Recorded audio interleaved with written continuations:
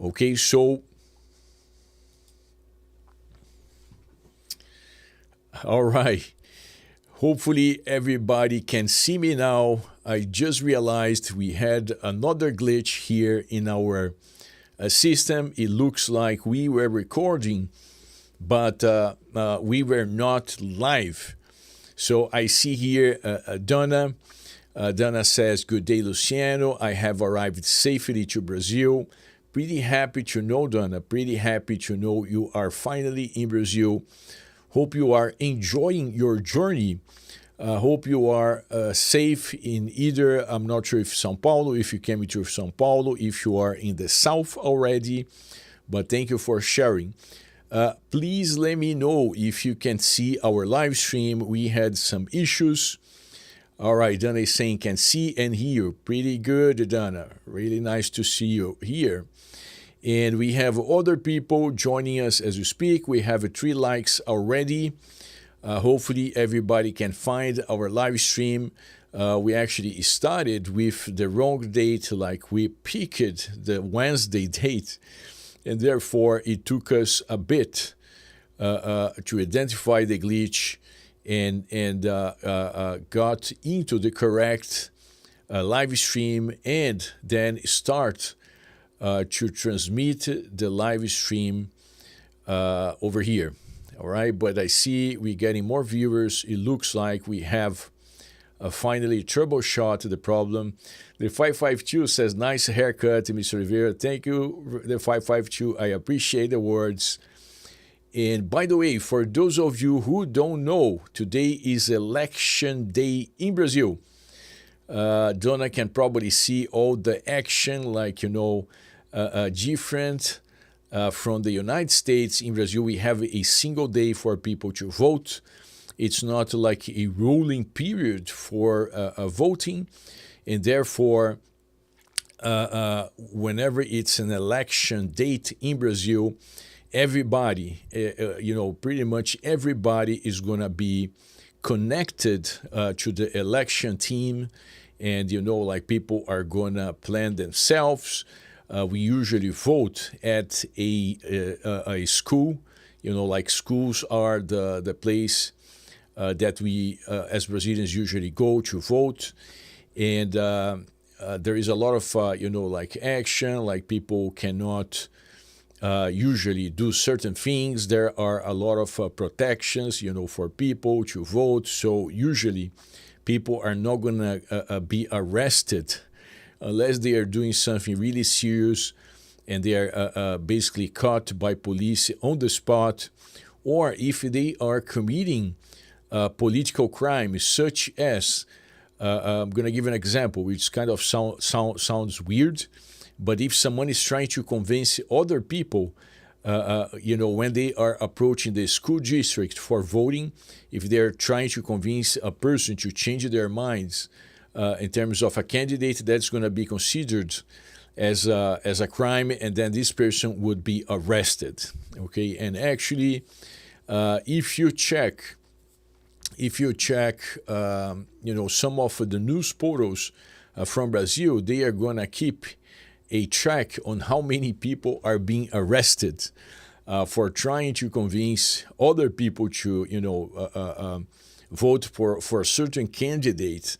There are also arrests for people trying to buy votes.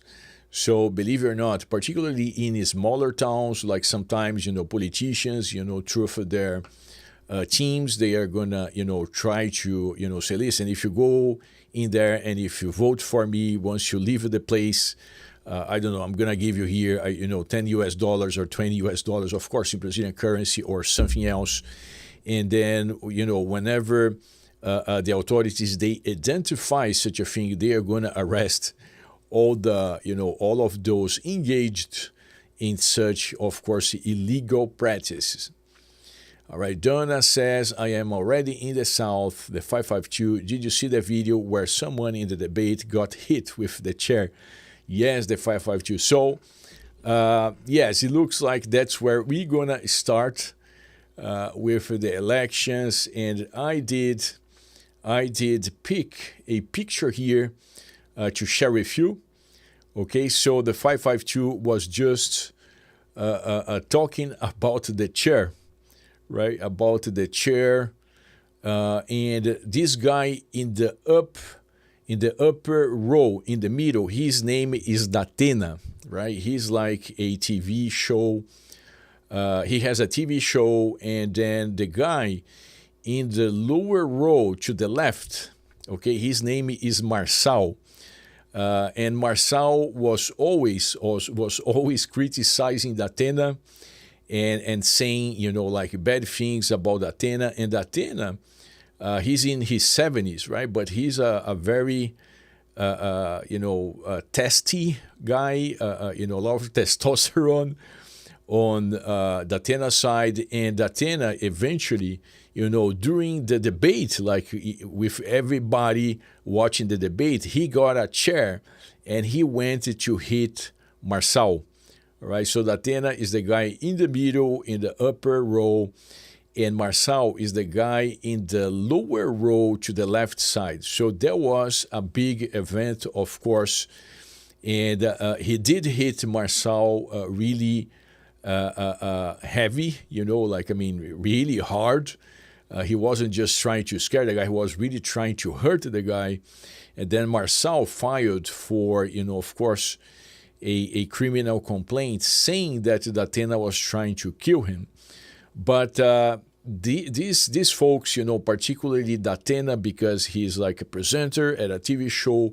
Marçal, he is a guy like from social media, and he does amazingly. Like he's one of the, I don't know, like at least from his skills and the work he does on social media, he's probably one of the leader politicians in using social media to his advantage. Okay, not a lot of substance. Like Marçal never hold any type of political position, but from a social media perspective, this guy is pretty much a genius, and he has become a like a major name in Brazil. And this election has got to a point in which the election in the city of São Paulo is being like followed by pretty much everyone in Brazil. Okay, so 2 weeks ago I was in the city of Rio de Janeiro. Whenever I am, taking an Uber, I'm gonna discuss with the Uber driver about things such as politics and business and the economy, because it's so interesting to have an opinion from someone who's like every day, all day long, talking to other people and kind of getting a sense of what people understand as going on in Brazil. And I couldn't believe it. Like this guy, he told me, he would follow the São Paulo debates to a point in which, if there was a debate, he would stop working so he could watch the debates in São Paulo. And then I said, all right, what about Rio de Janeiro? To whom are you voting, right? And he could tell me like the name of 3 candidates for Rio de Janeiro, only 3 names, but he could tell me all the names for the candidates in São Paulo. So very interesting that the São Paulo election is like it became almost like, I don't know, one of those Kardashian shows in which people they go well beyond substance and they want to know more about those people, and a lot of people with very strong personalities. The guy in the upper row to the left, this guy is like from the left, but he's like not, I would say not someone like Joe Biden, more like an average, center left person. He's like more to the left. So he has been trying to be elected for São Paulo, I don't know, maybe for a couple of decades already, but he has not succeeded. Usually the city of São Paulo is willing to elect people from the left, but as long as they are center left, right? Not left, left. And Boulos is the name of this gentleman. Like he has been trying for a while. And as of today, like election day, the three people who are leading the election are gonna be Boulos, the guy from the left, the guy down Boulos, which is Marçal, which is the social media genius guy, and the guy to the right side of Marçal, the guy with the beard in the lower row in the middle. This is like Nunes, and Nunes is actually our current mayor. Okay, so these three guys, they are kind of sharing the intention to vote with roughly 30 to 35% each. And now there was something that happened on Friday. On Friday, Marçal came with an accusation that Boulos is the guy on the top to the left, that he was caught using cocaine. And then, he even published it or shared over social media something like, an evidence, like something coming from a clinic showing the test results for Boulos as using cocaine. Like shortly afterwards, a lot of people came forward to say that, that particular report was fake.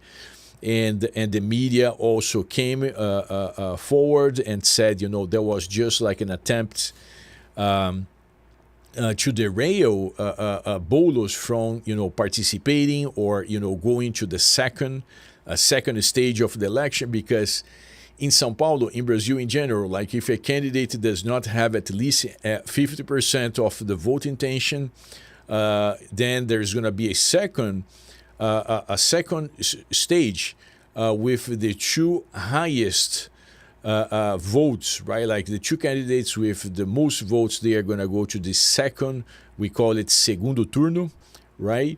And therefore, there was this whole discussion, about fake news again. And for those of you who are following the news, particularly about Elon Musk,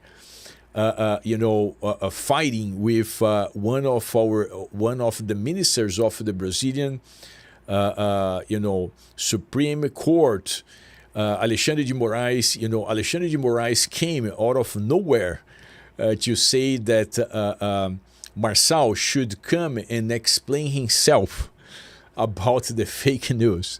Right, so pretty impressive. Again, it does not matter if you think, like if it is fake news or not, if you're from the right or from the left. It is pretty impressive how, the Supreme Court became active in Brazil, and it's not reactive as it was by design, but it's pretty much, taking actions like every other day and pursuing agendas that, in theory, are representative of the Brazilian population, but certainly not as it should be for a Supreme Court. The Supreme Court should be reactive.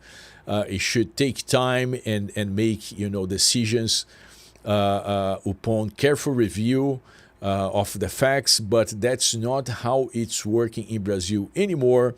And that's why there is actually a lot of politicians from the Brazilian Congress considering impeaching the Supreme Court, more specifically Alexandre de Moraes, right? So again, a pretty interesting, a fight between the powers in Brazil, a lot of things going on, but there you go. Okay, so that should be it for the election day in Brazil. All right, we have some of our other friends here. We have Oliuni. All right, Oliuni, boa tarde from Floripa. How are you enjoying Floripa, Oliuni? I want to know how good is Floripa. You may also want to let us know where you are, in which stage you are, Oliuni, in your journey in Brazil. Like if you have a special type of visa or if you're just visiting. Of course, I know who Oliuni is. I'm just inviting Oliuni to share specifics about his journey if he wanna do so. But Oliuni, I'm very proud that Oliuni is our client as well, just as Donna. All right, Donna is sharing over here. Street parades, cars blowing horns, bands yesterday was interesting. We don't do this in the U.S. That's pretty true, Donna. Like in Brazil, I guess everything is gonna be more intense from a social perspective. So it's almost like a party, right? It's almost like a party, and this party is gonna be happening today all day long. Marisa Navas, olá, Dr. Luciano. We are following you. Thank you so much, Marisa. Thank you so much, Ricardo. Marisa and Ricardo. These are our representatives in Lisbon, Portugal, who are running our office over there. So good to see you here, Marisa. Márcia Cabral, boa tarde, Dr. Luciano. This is Gary, esposo da Márcia. I am interested in the digital nomad visa, but it's only good even with an extension for 2 years. After that, can I get a tourist visa continuation? Right. So, Gary, let me ask you something. Is Marcia a Brazilian or not? Right. I'm just asking because of the name, Marcia Cabral. It does sound like a Brazilian name. So if she's a Brazilian, you have access not only to the digital nomad visa, but there are other routes as well. Now, talking specifically about the digital nomad visa was created under the presidency, under the government of President Bolsonaro. And the idea was to create a type of a bridge visa so people could learn more about Brazil, staying not just for 3 months, but at least a year or a couple of years, and then if deciding to go through something more long term. So the original idea is like you can apply for a year, and then you can apply for an extension and get the second year. However, there was under the prior administration. Nowadays we have naturally the President Lula administration, and the new administration, it looks like they understand that as long as you meet the requirements from the digital nomad visa, there is nothing wrong with you applying for multiple extensions, okay? This is not settled as of now, but we do see people getting an extension or, successfully getting the second extension. And so, Gary, the idea here is that most probably than not, or at least for now, you could consider a digital nomad visa not only for the first year, but also for a second or a third year if you want. Additionally, Gary, if you like Brazil enough to stay more than a couple of years, I would say you may consider some more longer-term routes, because even if the digital nomad visa is available for you indefinitely, maybe you don't wanna, have to work on immigration requirements every single year. So there are other more longer-term routes, such as the retirement track. There is the permanent residency through investment in real estate and other routes. Okay, Gary, so yes, digital nomad visa, nowadays we say that you can most probably stay at least 2 years and even more, okay, if the current administration continues to interpret this visa the way they are interpreting.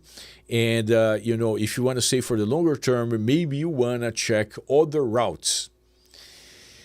Oliuni, I got a digital nomad visa residency in Brazil through an efficient and strong support from Oliveira Lawyers. I currently live in Florianópolis. Oliuni, thank you so much. You're very proud. We are very proud of working with you. I know our team, they, worked with you on the digital nomad residency. Thank you for sharing.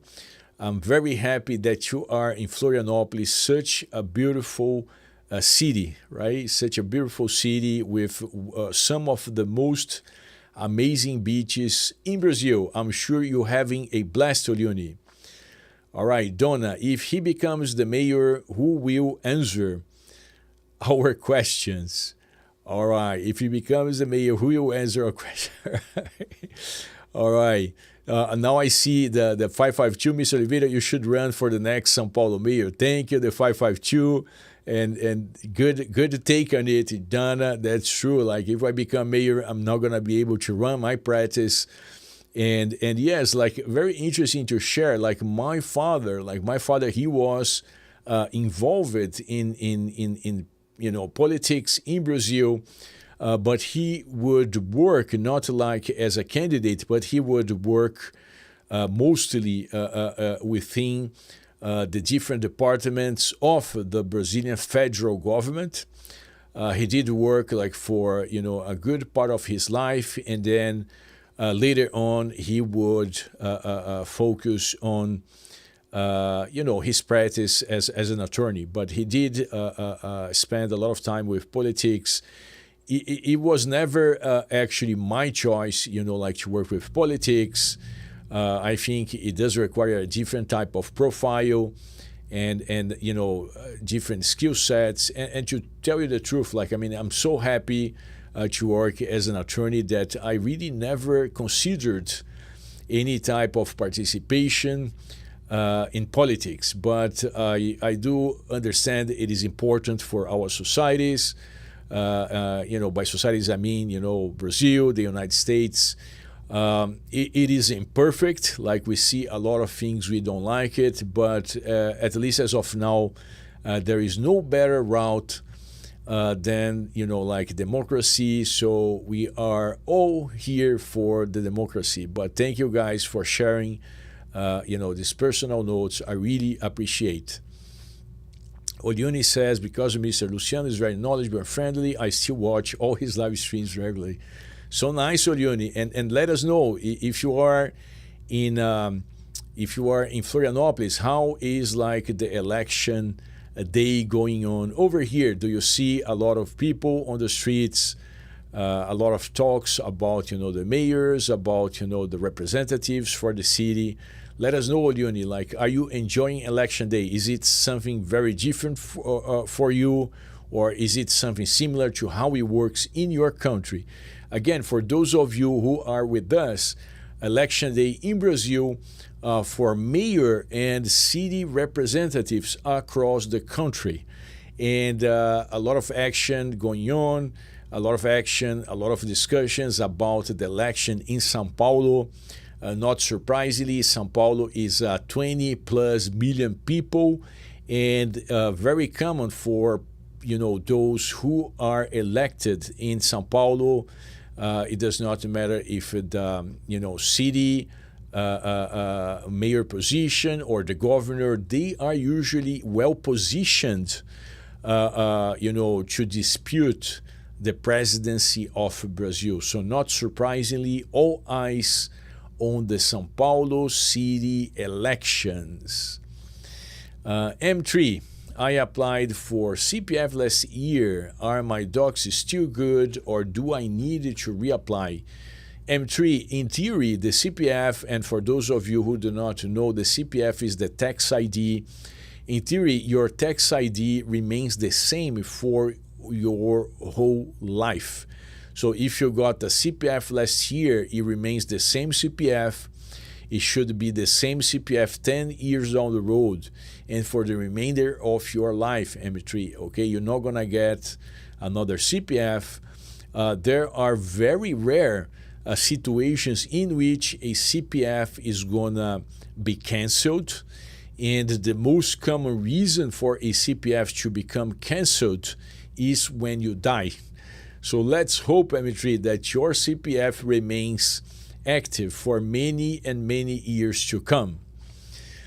Donna says, thank you for all the information regarding the rental process here. I've got an apartment in a hotel, so I'm not locked in until I'm sure about the South and I are a match. Good to know, Donna. Yes. Yes, that's a good point. I usually don't share over here, but hotels in Brazil, particularly if you find a more budget-oriented hotel, and if you are doing like a more longer-term rental, the arrangement can be pretty good, particularly if you want to have someone to do the cleaning for you. You don't want to worry about furnishing an apartment. If you don't want to be hiring someone to come and clean up the apartment. If you are in a hotel, you have pretty much all you need to just enjoy the fun side of living in a city. Pretty good idea, Donna. Thank you for sharing. All right, now let me see. I'm gonna share something else with you guys. I wanna start to share some interesting facts about Brazil, not necessarily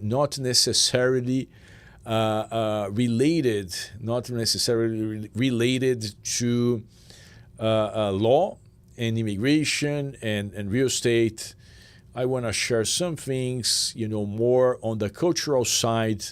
Let me ask you guys first, can you see the picture that I'm sharing on my screen? And if you guys can see, I want you to tell me, what do you think this is? All right, what am I showing on my screen? Who can tell me what I'm showing on my screen?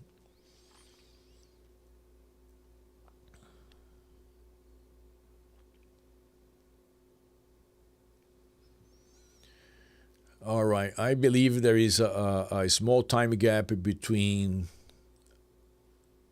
what I'm sharing over here and how fast people can type in the comments. But I really want you guys to tell me what I'm sharing on my screen so we can discuss. It's going to be probably a few minutes discussion to share a little bit more about Brazilian culture and Brazilian society.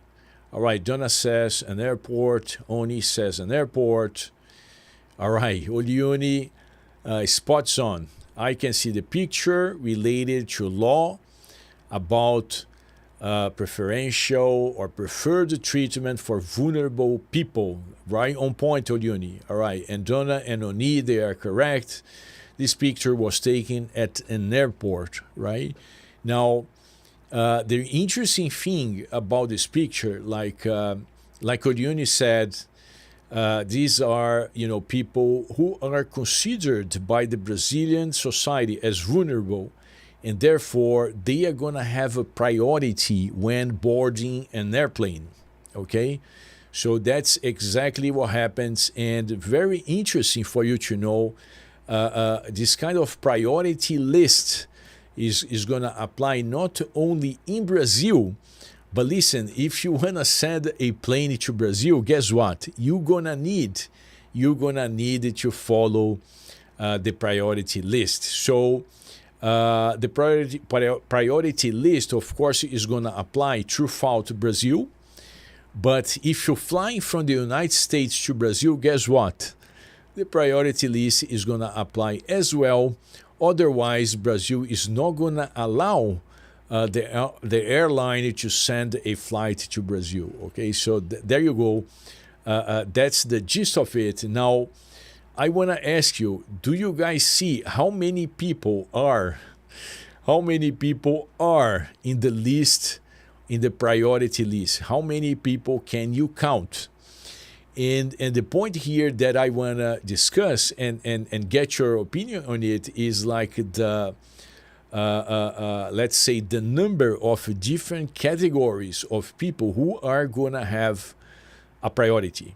Okay, so a couple of them I cannot probably tell myself what they are, but the ones I know, it's going to be like people with disability, elderly, okay, like pregnant women, and women with with children. Okay, so these are the categories I can tell. But if you count if you counted the number of categories, I think you can tell there are 7 different categories as of now. And at the beginning, it was actually just like elderly people, right? It started with elderly people, and then, I believe the second category to be added, it was like pregnant women, and the list, is growing as we speak. And as of now, we have like 7 different categories under the priority list. Donna says, I use this plan all the way. All right, Donna. I think you're saying that you have access to the priority list. Is that what you meant? But the bottom line over here is that, like usually in Brazil, things they start with, a good idea. But they start to kind of, increasing that specific approach.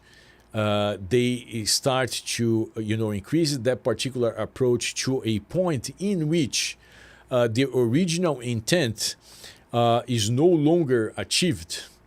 Okay, Donna is guessing here military, right? I would hope it was, Donna, but for political reasons, I don't think it is. I may be wrong, right? Like I said, I don't know all the 7 categories, but just by my understanding of Brazilian society, I doubt that the military is included.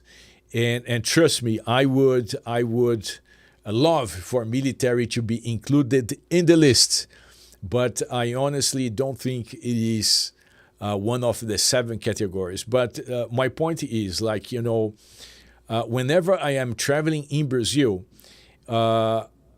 it's very common for me to be in a flight in which most people are actually going to be in the priority list.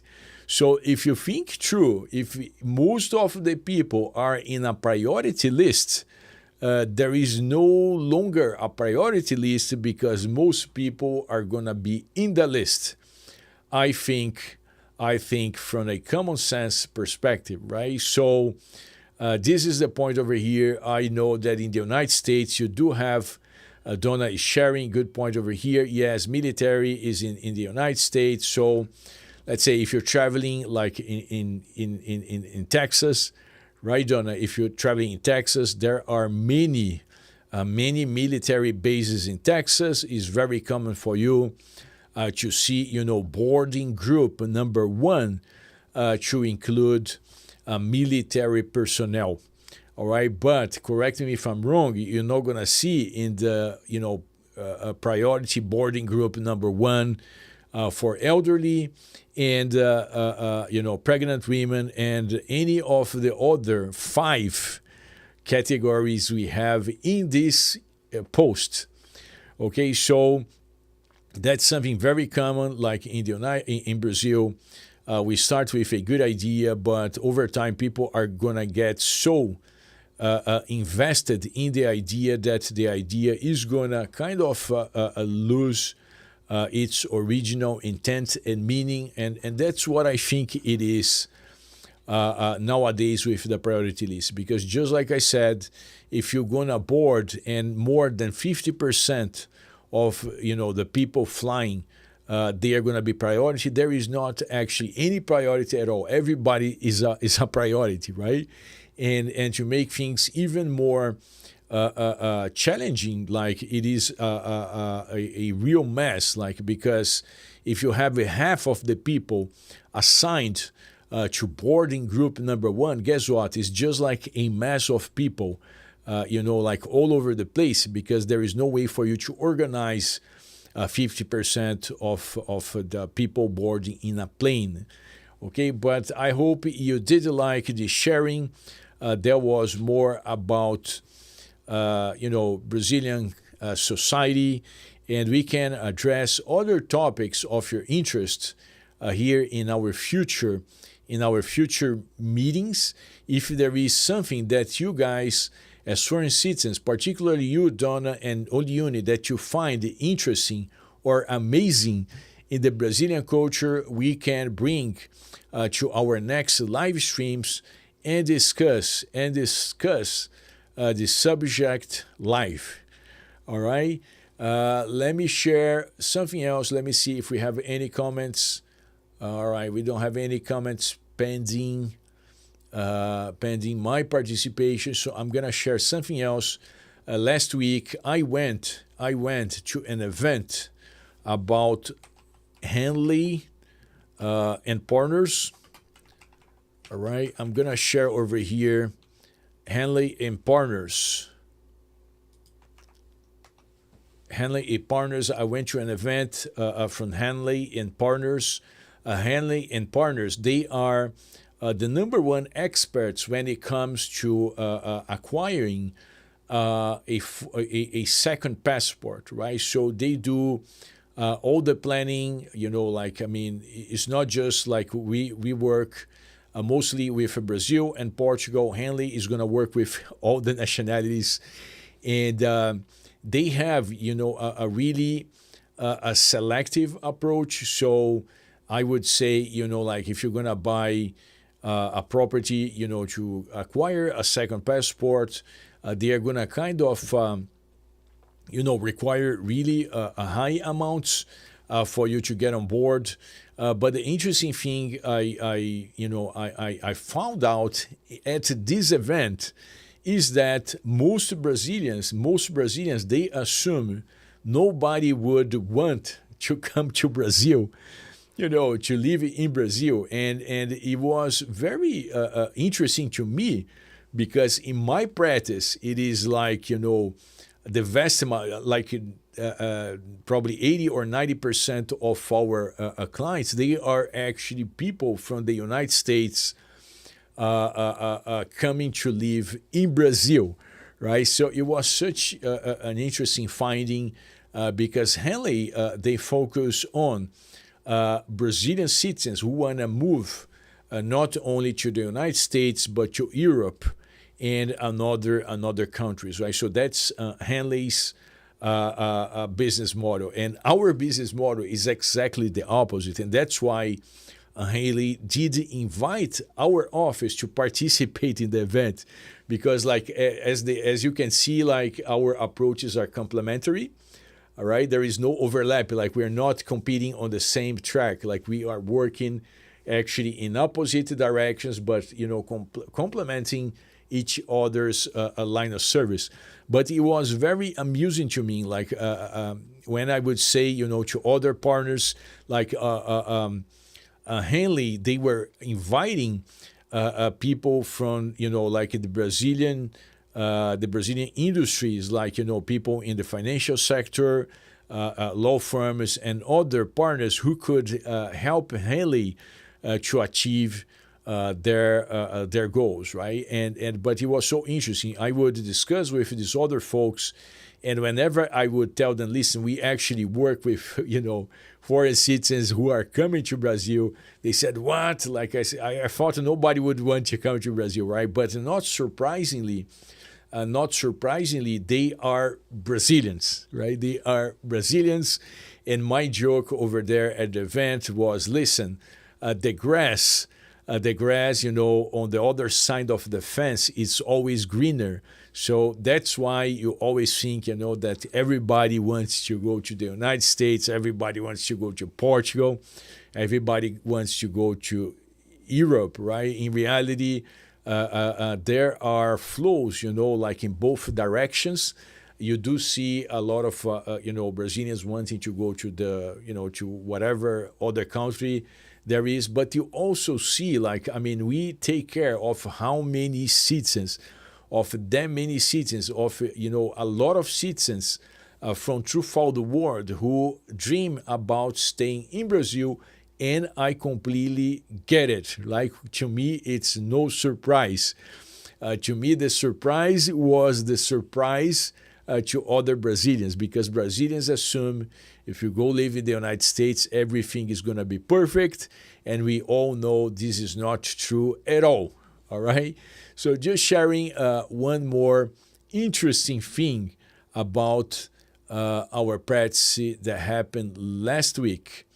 Okay, we have a new participation from Marcia, um, Marcia Cabral, and her husband. They are together here with us. Is Gary, right, Gary? So it's either Marcia or Gary. They're asking on family reunion visa, on entry, you are able to work and do many other things you cannot do with a tourist visa, but you are a tax residency immediately or after 183 days. All right, so Gary, whenever we talk about taxation, I think it's important for you to have this subject reviewed by a tax attorney. Okay, pretty serious subject, but I'm gonna try to share some, highlights to help with your understanding. But I am in no way giving you a definite answer on any of those topics. Right? Pretty important because of the seriousness of the subject. So, after 183 days, you're gonna be a tax resident no matter what. Meaning that if you're coming under a waiver, if you're coming under, like a digital nomad visa, if you're coming under retirement visa, it does not matter your immigration status. After 183 days, you're going to be a tax resident, period. Okay? Now, if you acquire the permanent residency in Brazil, because of marriage with a Brazilian, then yes, on the day you get the RNM card number, not the card. The card sometimes you're gonna get it like a couple of months down the road, but on the day you get the number, you become a tax resident. And the reasoning here is because you're getting the permanent residency. Okay, Gary. So. When you say family reunion visa, there are actually two major routes for the family reunion. Like if you get in the visa through a consulate, all right, let's assume you are in Florida, Marcia, your wife, and you, Gary, you are in Florida. So you guys could go to the Brazilian consulate in Miami, and if you get the family reunion visa, this visa is good for just 12 months. And therefore it's not permanent, and therefore it should not trigger the permanent residency, and it should not trigger the tax residency right away. Now, let's say if you come to Brazil under a waiver, meaning you don't have any visas at all, and you show up at the Brazilian Federal Police with all the requirement documents, and they are not few, there are many, right? And you show up with everything, and then you say, I want to apply for the family reunion, and then it's not a visa, it's a residency. I want to apply for the family reunion residency. Yes, they could give you potentially the permanent residency, and yes, if you acquire the permanent residency, then you become a tax resident on the spot. So you are right on the reasoning. Gary, just pay attention. There are a couple of distinctions, like if you go through the consulate route, usually you get 12 months. If you apply in Brazil for the residency, usually they're going to give you, the permanent one. But I do advise you, to have someone specializing in taxes to advise you on the ideal track. Another interesting, sharing, Gary, just for you to know, I have another client. We have another client who got, he wasn't the family reunion visa. He was because his wife was also a U.S. citizen, right? So the wife was a U.S. citizen working under a work visa in Brazil, and he got the family reunion visa, but not based on marriage to a Brazilian. He got the family reunion visa based on marriage to a holder of a work visa. And therefore, instead of getting the permanent residency, he got a residency for just 12 months. And he was good. But guess what? His employer in the US started to freak out when they knew that he was living in Brazil. And they said, listen, now we're going to need to pay taxes.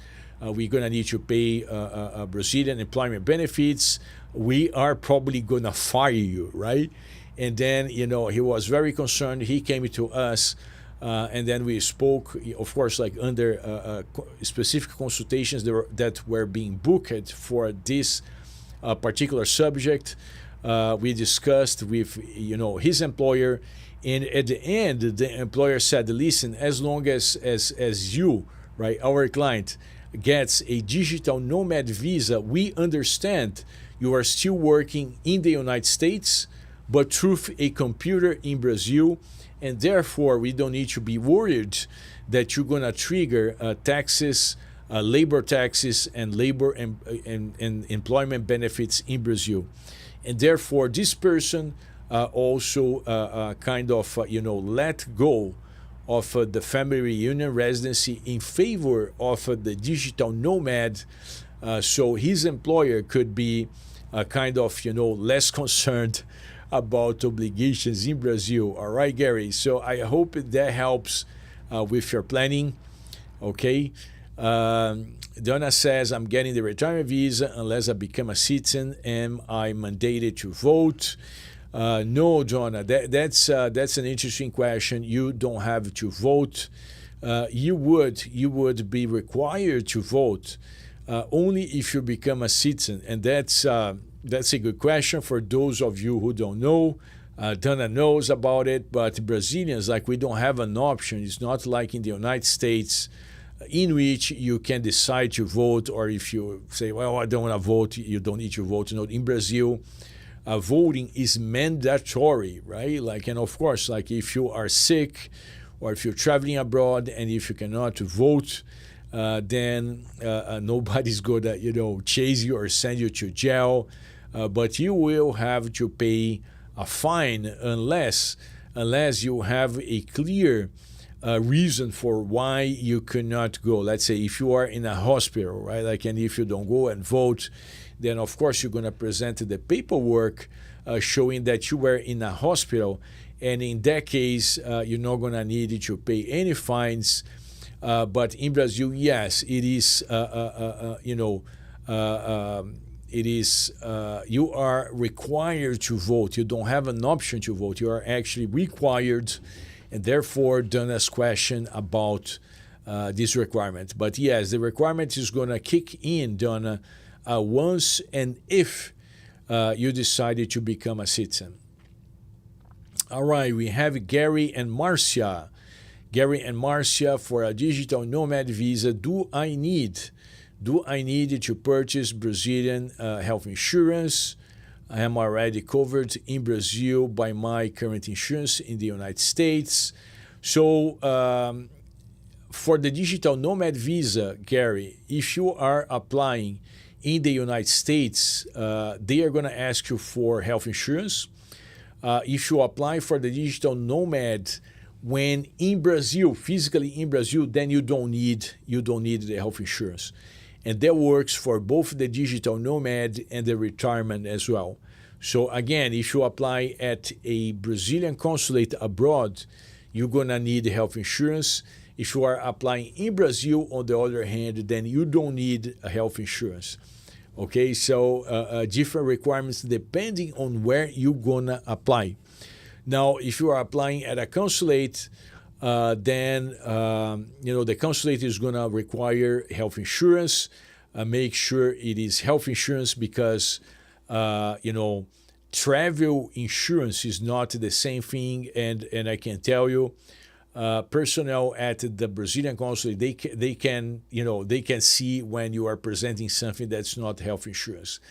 And the concept is coverage in Brazil. So if, Gary, your current insurance in the United States does provide coverage in Brazil, you should be fine, okay? And all you're gonna need to show is, like, you know, probably the main page for your insurance policy, showing, you know, the information for your health insurance.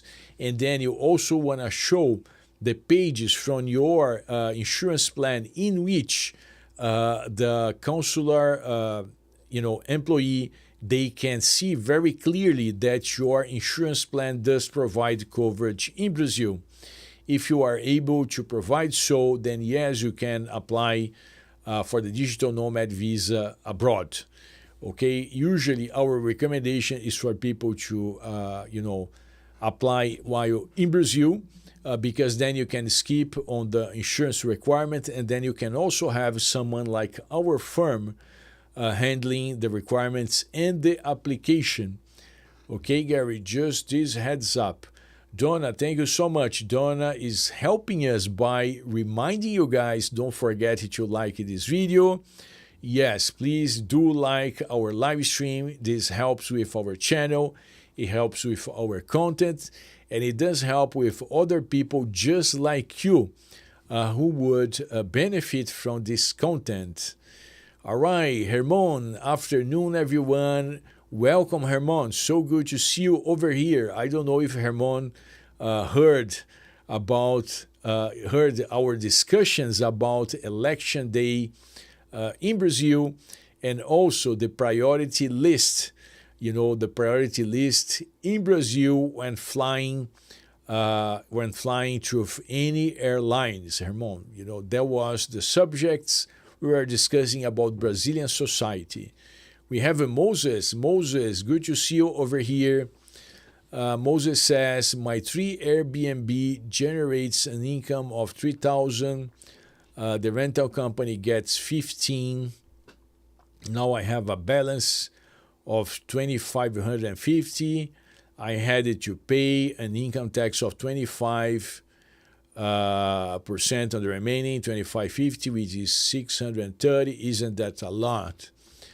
Yes, Moses, it's a lot indeed. And the rental companies, I know, right? Like Moses is saying rental company. Some people they're gonna say the management, right? Like the short-term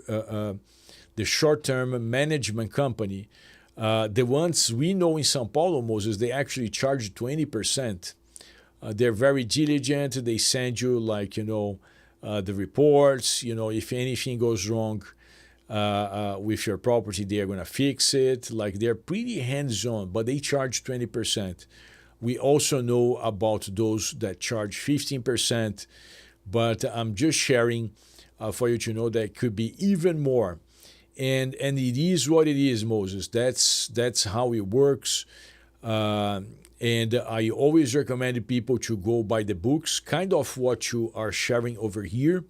You don't make a lot of money, but you have peace of mind. And when it's time for you to sleep, you're going to have a good sleep. You're not going to be concerned that you're doing something that you should not be doing. But I agree with you, when you start to pay the things, in Brazil or pretty much anywhere, when you start to pay everything by the books, they do, add up and do, let's say, take a good chunk of what you would expect to be receiving in income, Moses. Absolutely. Good point. The 552, does the Portugal Golden Visa have the same option? Right. 552 is probably rewriting his question. All right. I see WS Bill. Bill, my friend. So good to see you, Bill. It has been a minute. Right, Bill?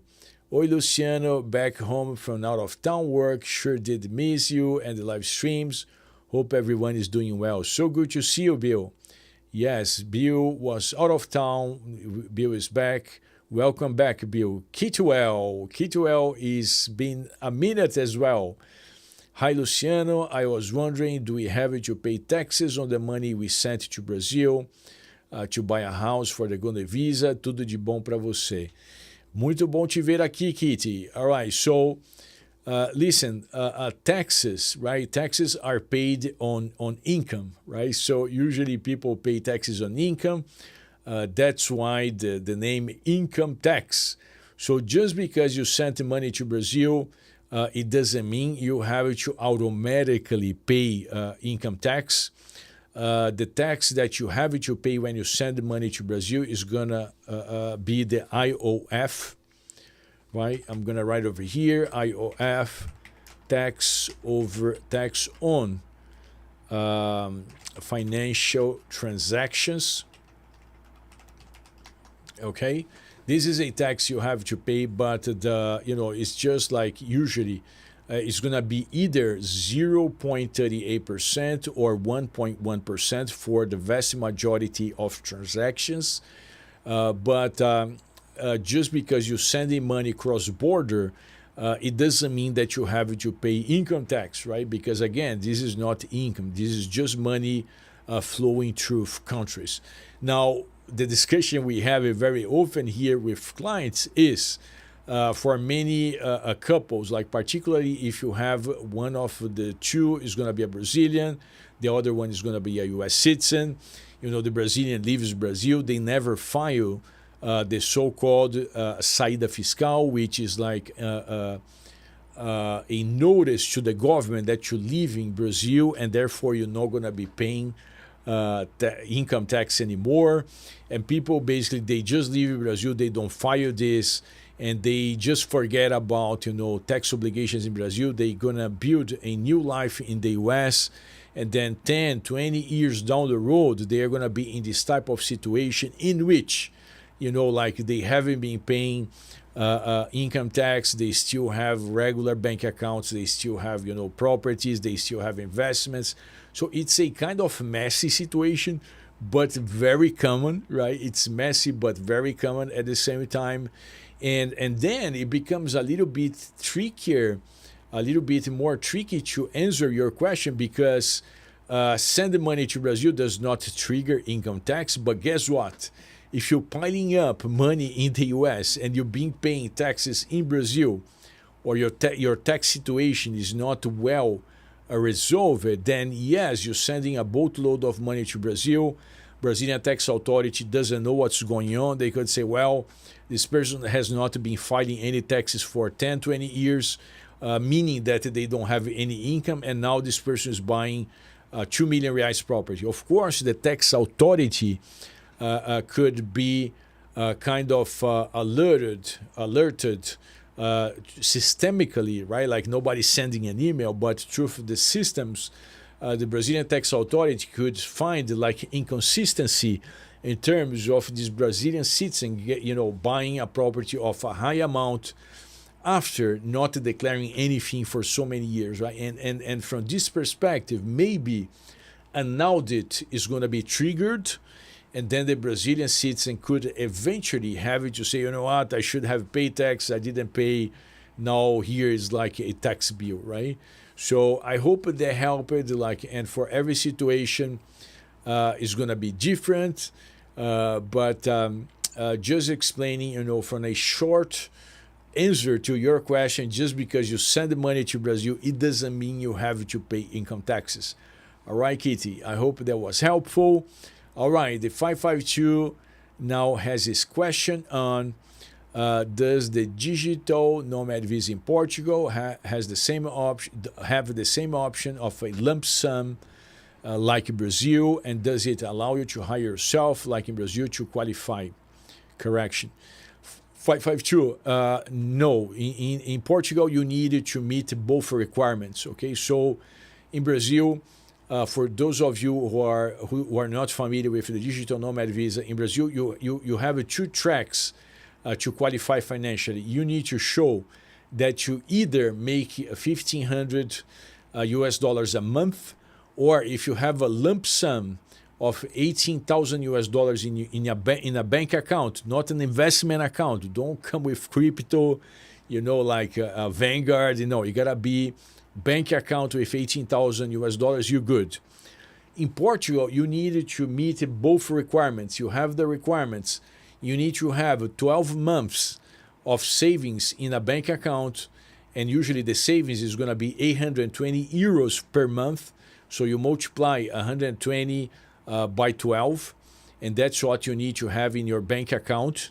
Okay, it can be in the United States, at least for applying, to the visa. Later on, they are going to want to have this money in Portugal, but for the application, the money in a U.S. bank account is going to be good.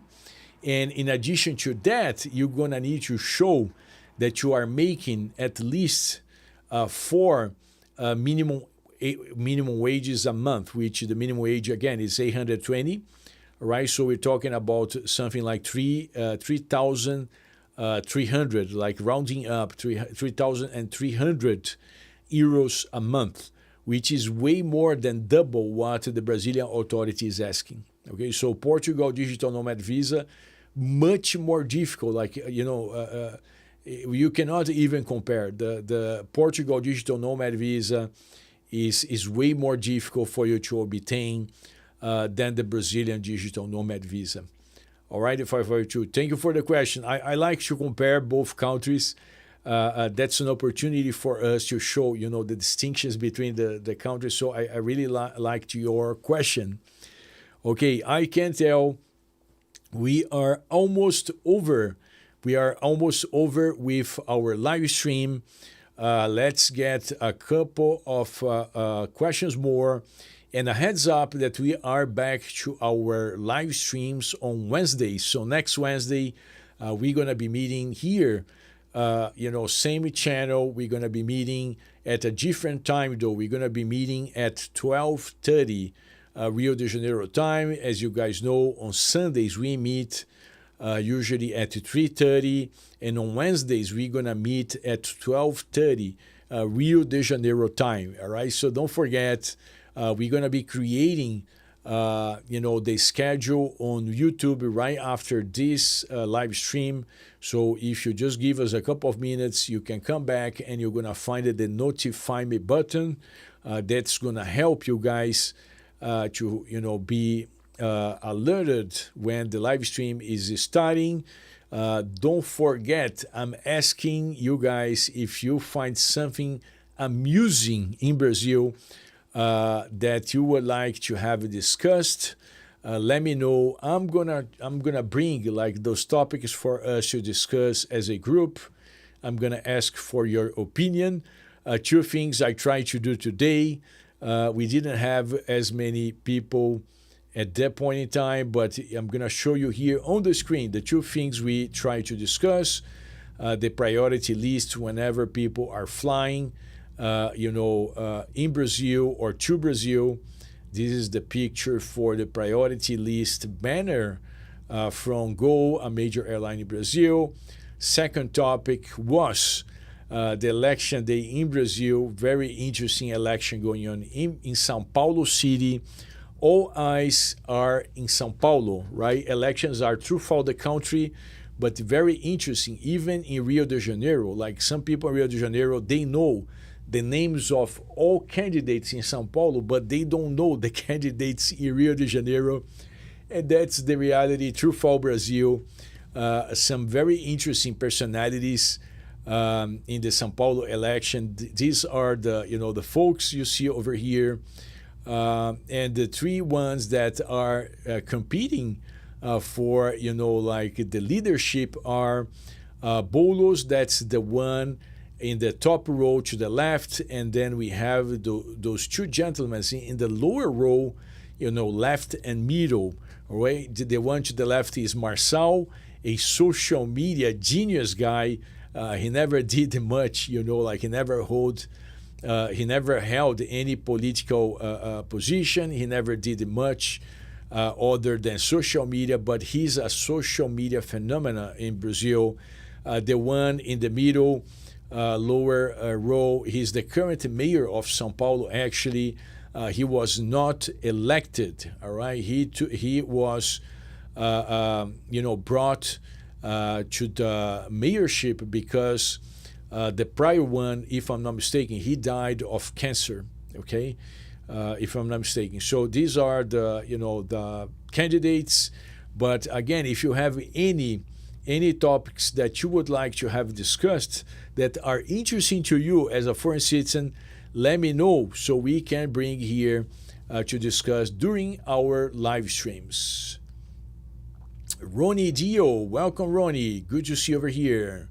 Did I hear you say last podcast that U.S. citizens can get an extension that equals up to 180 days in a year? Ronnie, yes, in theory, a U.S. citizen can come into Brazil under a visa, or more commonly under a waiver, meaning they don't have any visa, they just come to Brazil. And then in theory, they could apply for a 90-day extension, adding up to 180 days in a year. I told in other occasions, I'm going to repeat, like, the extension is not a guarantee. It is something that you're going to be asking. And sometimes, the officer at the Polícia Federal, they are in a good day, they can give you. If they don't think there is enough reason for you to acquire, they are going to deny. So it's never guaranteed. I think that's the bottom line, Ronnie. Also interesting to share, some countries they don't get the extension to 180 days. All right, for some countries, Brazil is going to say, listen, you cannot stay more than 90 days in 180, and therefore, if you apply for an extension, you should have your application denied. And we did have one occasion in which the client decided to apply anyhow, and he was granted the extension, even though his country would not qualify. But most of the time, the Brazilian federal police, they are going to deny. Like, if you are from one of the countries that do not qualify for the extension, 9 times out of 10, they are going to deny the application.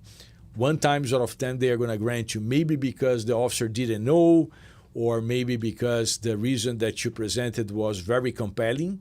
All right, but that's some additional information for you. Okay, so I really appreciate everyone that came over here to join us. I'm going to invite you to come back on Wednesday. Bill is sharing about music. His favorite musician, Sergio Mendes, he died September the 5th, 2024. My condolences if he was your favorite musician, Bill. Maybe we can talk a little bit about music. So thank you for sharing an interesting subject, Bill. That's our first suggestion. I will take as our first suggestion about a topic of interest to foreign citizens to learn about the Brazilian society. So on Wednesday, I'm going to try to bring something interesting for you guys related to music in general. Maybe, like what was the main, music style for us Brazilian in the last 30 years and what we have today as we speak. So maybe to show some contrast between those two realities. But I'm going to be very happy to see you on Wednesday. Wishing you all a blessed rest of your Sunday, and see you on Wednesday.